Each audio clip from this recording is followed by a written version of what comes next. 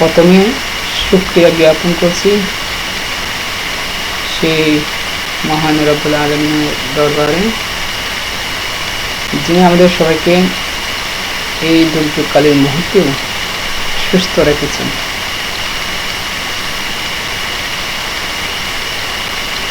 সবাই সুপ্রিয় শিক্ষার্থীবৃন্দ, সবাইকে আজকের অনলাইন ক্লাসে স্বাগতম। আমাদের কলেজের সম্মানিত অধ্যক্ষ মহোদয়ের অনুপ্রেরণায় আবারও তোমাদের সামনে অনলাইন ক্লাস নিয়ে হাজির হয়েছি। আশা করি আমরা যে অনলাইন ক্লাসগুলো নিচ্ছি তোমরা ক্লাসগুলো নিয়মিত দেখবে, নট অনলি আমার ক্লাস বাট অলসো সবার ক্লাসগুলো তোমরা কি নিয়মিত দেখবে। এতে তোমাদের পড়ালেখার ধারাবাহিকতা অক্ষুণ্ণ থাকবে। সুপ্রিয় শিক্ষার্থীবৃন্দ, আমি জিয়াউর রহমান, প্রভাষক রাষ্ট্রবিজ্ঞান, মুস্তাফিজুর রহমান কলেজ, লোহাগড়া, চট্টগ্রাম। আমার মোবাইল নম্বর, ইমেল অ্যাড্রেস দেওয়া আছে, প্রয়োজনে তোমরা যোগাযোগ করতে পারো। সুপ্রিয় শিক্ষার্থীবৃন্দ, আমি আজকে আলোচনা করব রাষ্ট্রবিজ্ঞান বিভাগের অনার্স দ্বিতীয় বর্ষের ব্রিটিশ ভারতে রাজনৈতিক ও সাংবিধানিক উন্নয়ন থেকে। আমার আজকের আলোচ্য বিষয় হচ্ছে মুসলিম লীগ কি, মুসলিম লীগ প্রতিষ্ঠার লক্ষ্য ও উদ্দেশ্যসমূহ আলোচনা করব। পাশাপাশি এই মুসলিম লীগ প্রতিষ্ঠার গুরুত্ব এবং কি তাৎপর্য আলোচনা করব। সুপ্রিয় শিক্ষার্থীবৃন্দ, আমরা জানি এই ভারত উপমহাদেশ দীর্ঘদিন ধরে ব্রিটিশ উপনিবেশ হিসেবে ছিল। 1757 থেকে 1947, দীর্ঘ 190 বছর আমরা ব্রিটেনের উপনিবেশ ছিলাম। দেখো, এই উপমহাদেশে কোনো রাজনৈতিক দল গড়েও না ওঠায় আমাদের মধ্যে জাতীয়তাবাদ সৃষ্টি হয়নি। এই উপমহাদেশে যদি বলি, প্রথম রাজনৈতিক দল হচ্ছে সর্বভারতীয় জাতীয় কংগ্রেস, 1885 সালে গঠিত হয়। দেখো, এই দীর্ঘ 130 বছর, 1885 সালের আগে আমরা কিন্তু কোনো বড় কোনো সংগ্রাম আন্দোলন সম্পন্ন করতে পারিনি। 1857 সালে যে সিপাহী বিদ্রোহ বলা হয়, মহাবিদ্রোহ বলা, এটাও কিন্তু কি শেষ পর্যন্ত ব্যর্থতায় পর্যবসিত হয়। কেন? অর্থাৎ সুনির্দিষ্ট দিক নির্দেশনা, গাইডলাইন অর্থাৎ নেতৃত্ব না থাকার কারণে। এর আগে ধরো ক্ষুদ্র ক্ষুদ্র বিদ্রোহ, সাঁওতাল কৃষক বিদ্রোহ, তারপর যদি বলি তিতুমির আন্দোলন, স্বরাজ্য আন্দোলন, এই ক্ষুদ্র ক্ষুদ্র আন্দোলন, এগুলো ব্রিটিশের যে শাসন ব্যবস্থাকে, এই শাসন ব্যবস্থার বিরুদ্ধে ওইরকম কোনো আন্দোলন গড়ে তুলতে পারেনি। তো যখন কংগ্রেস গঠিত হয়, প্রথমে এসেছিল হিন্দু মুসলিম সবাই একসাথে এই দলের অধীনে কি কাজ করবে, তাদের দাবি দেওয়া নিয়ে কাজ করবে। কিন্তু ধারাবাহিকতায় কংগ্রেস শুধু কি হিন্দুদের সংগঠনে পরিণত হয়, মুসলিমদের দাবি দেওয়া এখানে কি হয়, উপেক্ষিত হয়। ফলে পরবর্তী সময়ে বিভিন্ন প্রেক্ষাপট, 1906 সালে মুসলিম লীগ গঠন করতে কি হয়, মুসলমানেরা এদের সিদ্ধান্ত গৃহীত হয়। কারণ কংগ্রেসে যেহেতু মুসলিমদের দাবি দেওয়া গৃহীত হচ্ছিল না, তাই মুসলিমদের দাবি দেওয়া পাশাপাশি ব্রিটেনের সাথে একটা সহাবস্থানের থেকে মুসলিমদের স্বার্থ হাসিল করার জন্য মুসলিমেরা একটি কি আলাদা রাজনৈতিক প্ল্যাটফর্ম তৈরি করার জন্য কি করেন, সিদ্ধান্ত গ্রহণ করেন। এর ধারাবাহিকতায় এই মুসলিম লীগ প্রতিষ্ঠানটি কি হয়, গঠিত হয়। এটা পরবর্তীতে আমাদের পাকিস্তান সৃষ্টি, এই জিন্নার দ্বিজাতি তত্ত্ব, লাহোর প্রস্তাব, পাকিস্তান সৃষ্টি এবং বাংলাদেশ সৃষ্টি, অর্থাৎ ধর্মভিত্তিক এই তোমার যে জাতীয়তাবাদ, এটা সৃষ্টিতে এই মুসলিম লীগ পরবর্তী সময়ে গুরুত্বপূর্ণ ভূমিকা পালন করে। ওকে প্রিয় শিক্ষার্থীবৃন্দ, আমরা আমাদের মূল আলোচনায় চলে যাই। দেখো, তাহলে মুসলিম লীগ হচ্ছে 1885 সালে প্রতিষ্ঠিত ভারতের জাতীয় কংগ্রেস অসাম্প্রদায়িক রাজনৈতিক সংগঠন হিসেবে পরিচিতি লাভ করলেও অল্পকালের মধ্যে তা সাম্প্রদায়িক সংগঠনে পরিণত হয়। আমি ইতিপূর্বে আলোচনা করেছি, যদিও এটা প্রথম দিকে কি অসাম্প্রদায়িক অর্থাৎ হিন্দু মুসলিম সবাই একসাথে কাজ করবে, কিন্তু পরবর্তী সময়ে এটা কি একটি হিন্দু সংগঠনে পরিণত হয়। ফলে হিন্দুদের স্বার্থের প্রতিনিধিত্বের দিকে ঝুঁকে পড়ে, যার ফলে ভারতবর্ষে হিন্দু মুসলিম সাম্প্রদায়িক দাঙ্গা দেখা দেয়। মুসলমানদের স্বার্থ উপেক্ষিত হওয়ায় তারা একটি স্বতন্ত্র সংগঠনের মাধ্যমে স্বতন্ত্র আবাসভূমি প্রতিষ্ঠার প্রয়োজন অনুভব করে। এক পর্যায়ে 1906 সালে কতিপয় মুসলিম নেতৃবৃন্দের প্রচেষ্টায় নিখিল ভারত মুসলিম লীগ নামে একটি রাজনৈতিক সংগঠনের কি হয় জন্ম হয়। এটা হচ্ছে কি মুসলিম লীগ।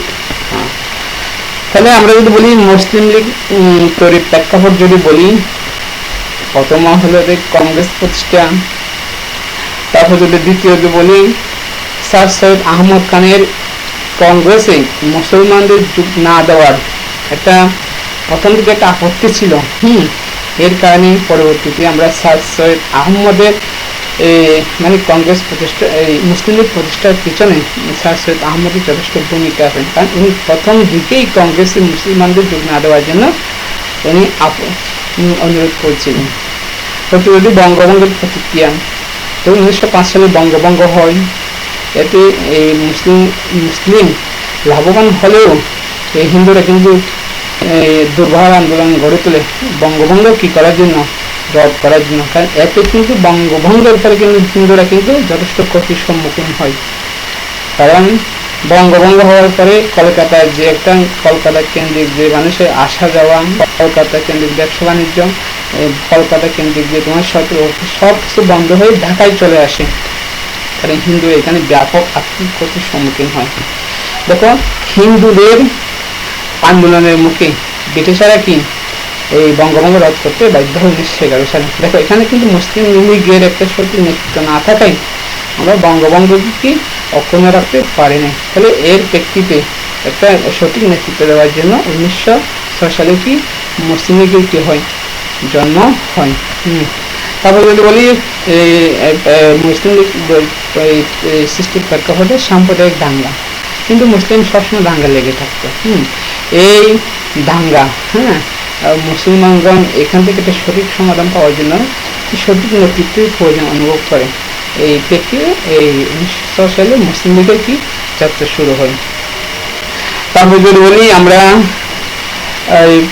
মুসলমানদের জন্য পৃথক নির্বাচন নীতি, যেমন 1906 সালের আগে এই আগা খানের নেতৃত্বে একটি মুসলিম প্রতিনিধি দল তখনকার গভর্নর জেনারেলের সাথে দেখা করেন, অর্থাৎ মুসলমানদের জন্য আলাদা নির্বাচন দেওয়ার জন্য উনি তাদেরকে আশ্বস্ত করেন। এবং পরবর্তী সময় 1909 সালে যে মন্ডলী মিল্কের সংস্কার আইনে মুসলমানদের জন্য পৃথক নির্বাচনের সিদ্ধান্ত গৃহীত হয়। এটাও এই একটা সিদ্ধান্ত আগা খানের নেতৃত্বে। এই সিদ্ধান্তে মুসলিমরা অনুভব করতে পারে যে যদি একটি রাজনৈতিক দল থাকে তাহলে ওই প্ল্যাটফর্মের মাধ্যমে তারা কি তাদের সিদ্ধান্ত দাবি দেওয়া ব্রিটিশ সরকারের কাছে কি করতে হবে, উত্থাপন করতে হবে।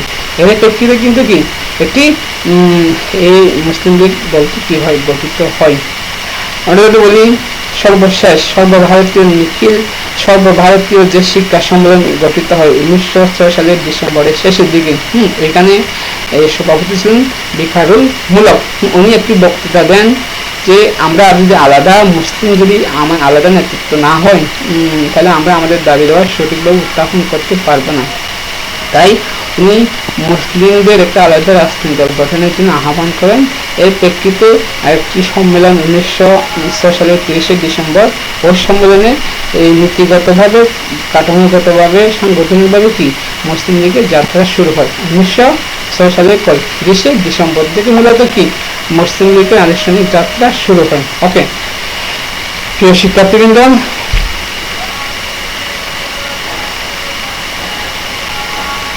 আমরা তাহলে জানবো মুসলিম লীগের লক্ষ্য এবং উদ্দেশ্য।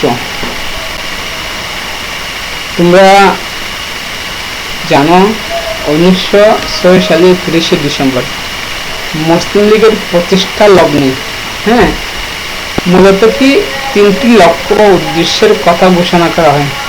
কটি লক্ষ্য? 3টি লক্ষ্য বা উদ্দেশ্যের কথা কি করা হয়? ঘোষণা করা হয়। 1 নম্বর হচ্ছে আমরা ব্রিটিশ সরকারের প্রতি ভারতের মুসলমান জনগণের আনুগত্য বৃদ্ধি করা। ব্রিটিশ সরকার গৃহীত কোনো ব্যবস্থা সম্পর্কে তাদের কোনো ভুল ধারণার সৃষ্টি হলে তা দূর করা। দেখো, প্রথমত হচ্ছে কি কারোর কাছে যাওয়ার জন্য প্রথমে তার আনুগত্য করতে হবে। আমার কংগ্রেস যখন সৃষ্টি হয়, ওই কংগ্রেসের সৃষ্টির পিছনে কি ছিল? ওই ব্রিটিশ সরকারের আনুগত্য এবং ব্রিটিশ সরকার ওই কংগ্রেসের নেতৃত্বের মাধ্যমে তাদের আদায় করে নেওয়া। ঠিক একই অবস্থা পরবর্তীতে মুসলিমের সৃষ্টির পিছনে আমাদের যতটা ভূমিকা ছিল তার সেই ব্রিটিশদের ভূমিকা আরো বেশি ছিল, কারণ তারা চেয়েছিল মুসলিম এবং হিন্দুদের মধ্যে দ্বন্দ্ব সৃষ্টির জন্য দুটো রাজনৈতিক দল থাকলে যথেষ্ট।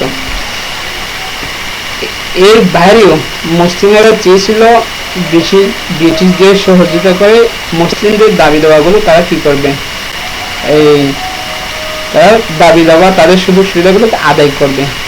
তাই প্রথম দফা ছিল কি তাদের প্রতি আনুগত্য করা এবং তাদের কোনো গৃহীত সিদ্ধান্ত যখন না হয় এই মুসলিমদের মধ্যে যাতে কোনো ভুল বোঝাবুঝির সৃষ্টি না হয় সেই জন্য ব্যবস্থা করা। 2 নম্বরে দেখো, ভারতীয় মুসলমান জনগণের রাজনৈতিক অধিকার ও স্বার্থ সংরক্ষণ, উন্নতি সাধন এবং তাদের প্রয়োজন ও আশা আকাঙ্ক্ষার কথা বিনয়ের সাথে ব্রিটিশ সরকারকে অবহিত করা। তাহলে এখানে কিন্তু মুসলিমদেরকে রাজনৈতিক অধিকার এবং তাদের স্বার্থ সম্পর্কে সচেতন, কিভাবে তারা উন্নতি সাধন করবে এবং তাদের যে প্রয়োজনীয় আশা আকাঙ্ক্ষা কিভাবে হাসিল করবে তার বিনয়ের সাথে ব্রিটিশ সরকারকে কি করে অবহিত করা ছিল এই মুসলিম লীগের অন্যতম লক্ষ্য। 3 নম্বর লক্ষ্য দেখো, মুসলিম লীগের উপরোক্ত উদ্দেশ্য দুটো অব্যাহত রাখার পাশাপাশি একটা আনুগত্য বৃদ্ধি, একটা বিনয়ের সাথে আমাদের দাবি দেওয়া অধিকার স্বার্থকে অবহিত করা। এই দুটি উদ্দেশ্যে অব্যাহত রাখার পাশাপাশি ভারতীয় অন্যান্য সম্প্রদায়ের প্রতি মুসলমান জনগণের মধ্যে যেন বিদ্বেষ ভাব সঞ্চার না হয় তার ব্যবস্থা করা।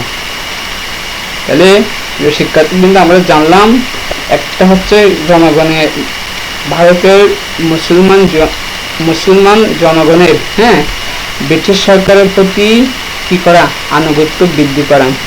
2 নম্বর হচ্ছে মুসলমানদের রাজনৈতিক অধিকার, স্বার্থ সংরক্ষণ, উন্নতি সাধন, তাদের প্রয়োজনীয় আশা আকাঙ্ক্ষা বিনয়ের সাথে ব্রিটিশ সরকারকে অবহিত করা। 3 নম্বর, যাতে মুসলিমদের সাথে অন্যান্য সম্প্রদায়ের যাতে কি বিদ্বেষ ভাব সঞ্চার না হয় তার কি করা, ব্যবস্থা করা। এই 3টি উদ্দেশ্য নিয়ে কি হয় মুসলিম লীগ গঠিত হয়। শিক্ষার্থীবৃন্দ তাহলে মনে থাকবে তো? ওকে, দেখো এখানে আমরা যদি বলি মুসলিম লীগের প্রতিষ্ঠাতাগণ ব্রিটিশ সাম্রাজ্যের স্থায়িত্ব নিরাপত্তার জন্য পূর্ণ সমর্থন জ্ঞাপন করেন যখন মুসলিম লীগ প্রতিষ্ঠিত হয়। এর প্রেক্ষিতে ব্রিটিশ রাজ্যের প্রতি আনুগত্য বজায় রেখে মুসলিম নেতাগণ মুসলমান সম্প্রদায়ের স্বার্থ রক্ষার জন্য কি হন, সচেষ্ট হন। তোমরা একটু মনে রাখবে 1906 সালে মুসলিম লীগের জন্মের পর থেকে দীর্ঘদিন এই সংগঠনটি ব্রিটিশ রাজের কি অনুগত ছিল। কারণ দেখো আমাদের যে হাই কমান্ড ব্রিটিশরা ছিল তখনকার এই সময়ে ভারত উপমহাদেশ সবকিছু কিন্তু তারা শাসন করত, তাদেরকে খুশি রেখে কিন্তু আমাদের দাবি দেওয়া কি উত্থাপন করাই ছিল এই মুসলিম সম্প্রদায়ের মূল লক্ষ্য। তাই আমরা দীর্ঘদিন যাবত তাদের কি ব্রিটিশ রাজের অনুগত ছিলাম। এই দলের নেতৃত্বে দীর্ঘদিন ব্রিটিশের ধামাদরা জমিদার তালুকদাররা কি নেতৃত্বে ছিলেন, যারা ছিলেন অধিকাংশই মানসিকভাবে কি ছিল, হিন্দু বিরোধী ছিল। অর্থাৎ মুসলিম লীগের তখনকার সময়ে যারা নেতৃত্ব দিত তারা কি স্বভাবতই ব্রিটিশদের কি অনুগত ছিল এবং তারা স্বাভাবিকভাবে কি হিন্দু বিরোধী ছিল। পাশাপাশি এটা মুসলিম স্বার্থকে হাসিল করার জন্য এই মুসলিম লীগ গঠনের লক্ষ্য উদ্দেশ্য ছিল। তো শিক্ষার্থীবৃন্দ, আমরা তাহলে এতক্ষণ জানলাম মুসলিম লীগ কিভাবে গঠিত হয়, মুসলিম লীগ গঠনের যে প্রেক্ষাপট এবং মুসলিম লীগের উদ্দেশ্য এবং কি লক্ষ্য। এখন আমরা জানব মুসলিম লীগ প্রতিষ্ঠার গুরুত্ব এবং তাৎপর্য। অর্থাৎ এই মুসলিম লীগ গঠন হওয়াতে আমরা কি কোনো লাভবান হয়েছি? একই আদৌ কোনো গুরুত্বপূর্ণ তাৎপর্য ছিল? তা আমরা এতক্ষণ এখন আলোচনা করব। দেখো, আমরা যদি বলি 1 নম্বরে ব্রিটিশ সরকারের নিকট কি দাবি দাওয়া ও আশাকাঙ্ক্ষা কি তুলে ধরা। মাত্র উদ্দেশ্যের মধ্যে কিন্তু আমরা কিন্তু জানতে পেরেছি, তবু আমরা একটু কি করি আলোচনা করি। 1906 সালের পূর্বে মুসলমান জনগণ ছিল অসংগঠিত। অর্থাৎ মুসলমানদের জন্য কোনো নির্দিষ্ট রাজনৈতিক দল না থাকায় কংগ্রেস কিন্তু হিন্দু রাজনৈতিক দলে পরিণত হয়। আমরা ছিলাম কি অসংগঠিত। তাদের চাওয়া পাওয়া, অর্থাৎ মুসলমানদের চাওয়া পাওয়া ব্রিটিশ সরকারকে জানানোর জন্য কোনো প্ল্যাটফর্ম ছিল না। 1906 সালে মুসলিম লীগের জন্ম হলে রাজনৈতিক, অর্থনৈতিক ও প্রশাসনিক ক্ষেত্রে মুসলমান সম্প্রদায় তাদের চাওয়া পাওয়া, আশা আকাঙ্ক্ষা ব্রিটিশ সরকারকে যথাসময়ে জানাতে কি হয় সক্ষম হয়। তাহলে 1 নম্বর গুরুত্ব এবং তাৎপর্যের মধ্যে 1 নম্বর হলো ব্রিটিশ সরকারের নিকট মুসলমানদের দাবি দেওয়া, আশা আকাঙ্ক্ষা কি করা তুলে ধরা। এটা কি হয় এই সক্ষম হয় মুসলিম লীগ এই নামে একটি দল গঠনের মাধ্যমে। 2 নম্বরে দেখো পৃথক নির্বাচনের দাবি। এটাও কিন্তু মুসলিম নেতৃবৃন্দ কি এই পৃথক নির্বাচন করার জন্য যে তোমার সিম্পেটি পাওয়ার কথা তা কিন্তু ব্রিটিশ গভর্নর জেনারেল থেকে পায়। কেন? মুসলিম নেতৃবৃন্দ যখন তাদের কাছে যায় তারা কি করে আশ্বস্ত করে। পরবর্তীতে 1909 সালে যে লর্ড মনলি মিন্টো সংস্কার আইনে মুসলমানদের জন্য পৃথক নির্বাচনে কি করা হয় ব্যবস্থা করা হয়। আমার বইয়ে কি লিখছে আমরা একটু দেখি। মুসলিম জনগণ পূর্ব থেকে অনুভব করেছিলেন যে তাদের জন্য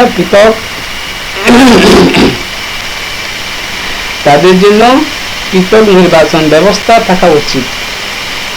1906 সালের 1 অক্টোবর মহামান্য আগা খানের নেতৃত্বে একটি মুসলিম প্রতিনিধি দল সিমলাই বড়লাট লর্ড মিন্টোর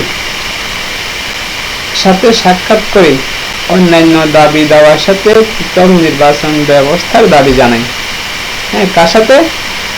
বড়লাট লর্ড মিন্টোর সাথে। মুসলিম লীগ পৃথক নির্বাচনের ব্যবস্থা প্রবর্তনের সপক্ষে বিভিন্ন ফোরাম, আবেদন, নিবেদন ও আলোচনা চালিয়ে যেতে থাকে।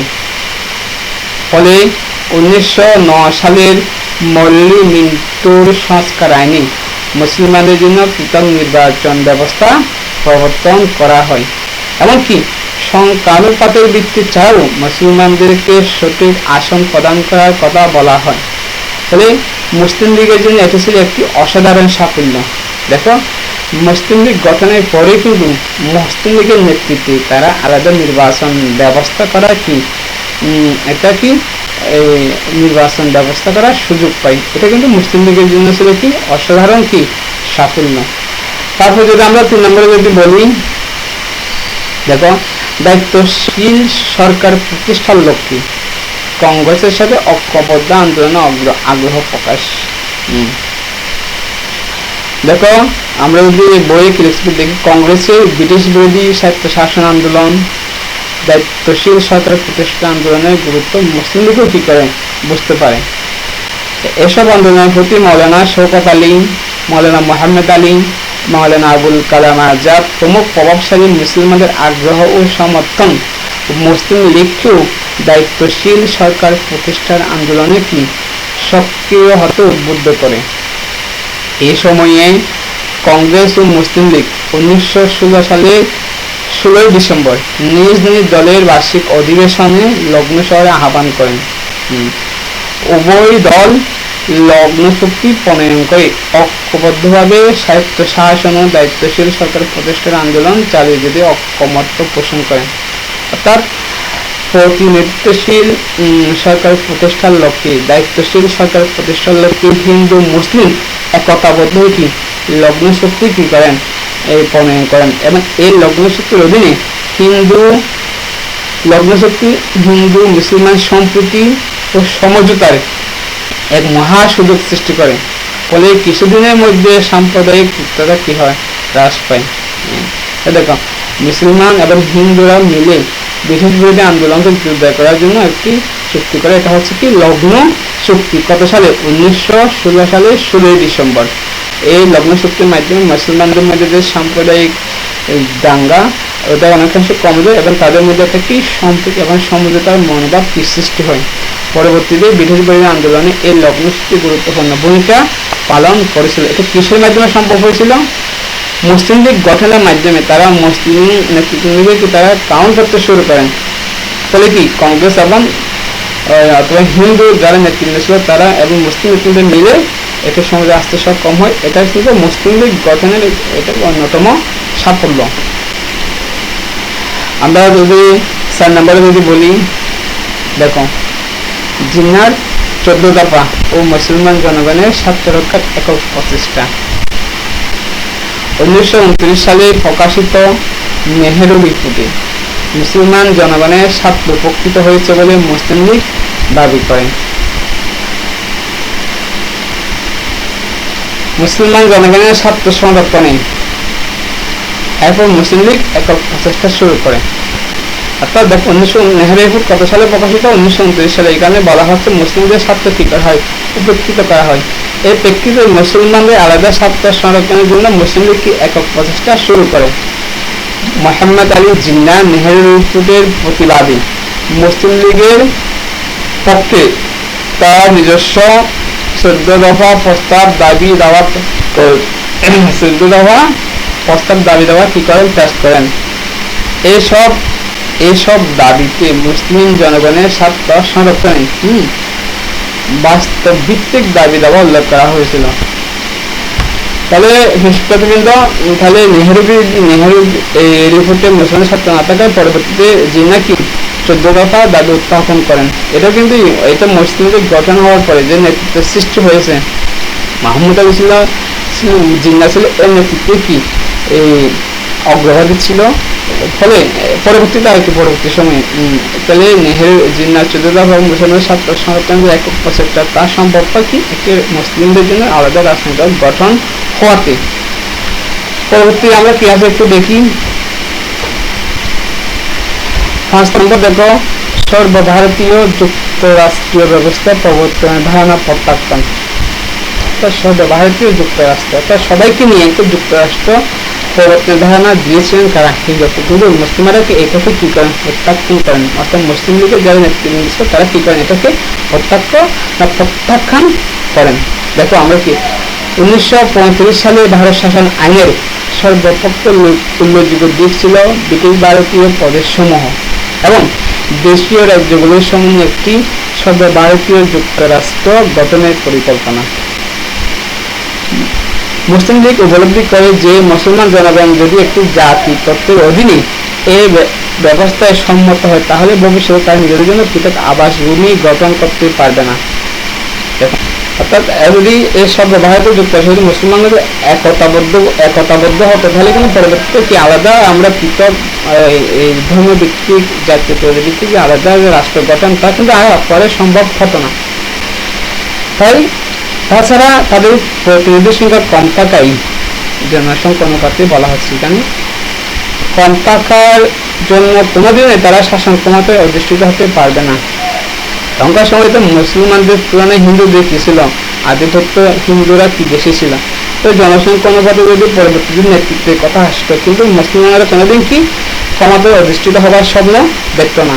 তো মুসলিম লীগ মনে করে যে এর ফলে তারা সর্বদা অবহেলিত এবং কি উপকৃত থেকে যাবে। ফলে মুসলিম লীগের যারা নেতৃত্ব ছিল তারা মনে করেছিল যদি সর্বভারতীয় যুক্তরাষ্ট্র গঠিত হয় তাহলে কি এদের মুসলমানগণ কি হবেন, ক্ষতিগ্রস্ত হবেন। মুসলিম লীগের এই উপলব্ধির ফলে মুসলমানদের জন্য পৃথক আবাসভূমি গঠনের চিন্তাভাবনা কি হয় ত্বরান্বিত হতে থাকে। অর্থাৎ তারা সর্বভারতীয় ব্যবস্থা প্রবর্তনের সাথে একত্রিত না হওয়ায় তারা আলাদা পৃথক আবাসভূমি গঠনের কি করতে চিন্তাভাবনা করতে থাকে।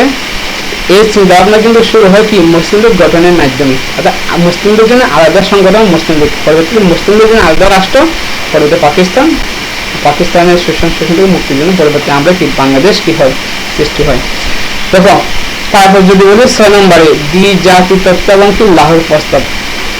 আমি তোমাদেরকে আগে বলেছিলাম এই ভারত উপমহাদেশে কংগ্রেস হলো প্রথম জাতীয়তাবাদ সৃষ্টির প্রথমকে রাজনৈতিক প্রতিষ্ঠান। পরবর্তীতে মুসলিম লীগ ধর্মভিত্তিক জাতীয়তাবাদ সৃষ্টির জন্য কি মুসলিম লীগ কি গুরুত্বপূর্ণ ভূমিকা পালন করেন।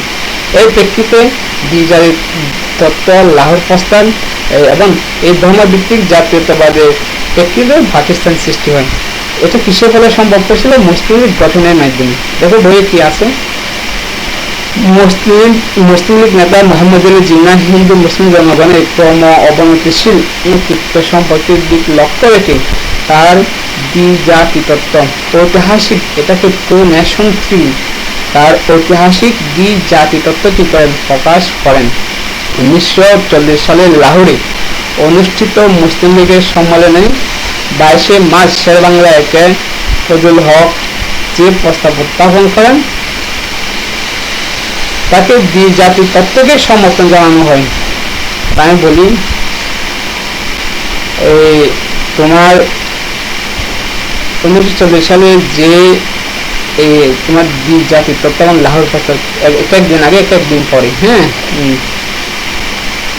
তার দ্বিজাতি তত্ত্বে বলা হচ্ছে আমরা ভারত উপমহাদেশে মুসলিম কিন্তু আলাদা জাতি দুইটা, তাদের সংস্কৃতি কৃষ্টি তারপর ধর্ম সব আলাদা। তাহলে আমরা দুটা জাতি আমাদেরকে উপমহাদেশে দুটা জাতি হিসেবে ভাগ করে রাষ্ট্র ঘোষণা করতে হবে। আসলে কি এই জিন্নাহর কি প্রস্তাব, কিন্তু ফজলুল হক তার প্রস্তাবকে সমর্থন করতে একটু অন্য ভিন্নভাবে উনি বলেছিলেন শুধুমাত্র দুইটা রাষ্ট্রের কথা, কিন্তু একে ফজলুল হক বলেছিলেন যে সকল অঞ্চলে যে সকল ধর্মের লোক বেশি সেই সকল অঞ্চল সমূহকে নিয়ে কি হবে একাধিক রাষ্ট্র গঠিত হবে। এটা হচ্ছে লাহোর প্রস্তাব। স্টেটস অর্থাৎ এখানে একাধিক রাষ্ট্র, কিন্তু কি দ্বিজাতি তত্ত্বে শুধুমাত্র দুইটা রাষ্ট্রের কথা বলা হয়েছিল। দেখো এই ঐতিহাসিক লাহোর প্রস্তাবে ব্রিটিশ ভারতে কি একাধিক মুসলিম রাষ্ট্র গঠনের সিদ্ধান্ত কি হয় গৃহীত হয়। এই তো লাহোর প্রস্তাবে কিন্তু একাধিক রাষ্ট্রের কথা বলা হয়, কিন্তু দ্বিজাতির দুটি রাষ্ট্র। দেখো পরবর্তীতে এই দ্বিজাতি লাহোর প্রস্তাব এই প্রস্তাবগুলো কিন্তু আসে মূলত আমরা একটি রাজনৈতিক দল হওয়ার কারণে মুসলিম লীগ মুসলিমদের জন্য আলাদা রাজনৈতিক দল থাকাতে আমাদের চিন্তাভাবনা আলাদাভাবে কি চিন্তা করতে শুরু করি। পরবর্তীতে আমরা কি এটাকে বাস্তবায়ন করি করে 1900 কি তোমার যে 47 সালে যে দুটি রাষ্ট্র একটি পাকিস্তান একটি কি ভারত সৃষ্টি হয়। 14 আগস্ট কি পাকিস্তান সৃষ্টি আর 15 আগস্ট ভারত সৃষ্টি হয়। এভাবে কি এই তোমার মুসলিম লীগ প্রতিষ্ঠার সাথে সাথে কি এই উপমহাদেশে কি দুটি যে ধারা দুটি যে জাতি তার কি কাউন্টডাউন কি হয়ে যায় শুরু হয়ে যায়। তো প্রিয় শিক্ষার্থীবৃন্দ, আমরা এতক্ষণ চেষ্টা করেছি মুসলিম লীগ পরিপ্রেক্ষাপট সৃষ্টির প্রেক্ষাপট লক্ষ্য উদ্দেশ্য এবং মুসলিম লীগ প্রতিষ্ঠার যে গুরুত্ব এবং তাৎপর্য তা নিয়ে আলোচনা করার। এই প্রশ্নটা আমার দ্বিতীয় বর্ষের শিক্ষার্থীর জন্য খুবই ইম্পর্টেন্ট। আশা করি তোমরা একটু গুরুত্ব সহকারে এই অনলাইন ক্লাসটি কি দেখবে। সবাইকে ধন্যবাদ। আসলে এই করোনার সময়ে সবাইকে প্রতি একটা আমার অনুরোধ থাকবে, সবাই এই বাসায় অবস্থান করবে, সরকারি দিক নির্দেশনা মেনে চলবে এবং অহেতুক বাইরে ঘোরাফেরা করবে না। সবাই ভালো থাকবে এই আশা ব্যক্ত করে আমি আমার আজকের ক্লাস এখানে শেষ করছি। আল্লাহ হাফেজ।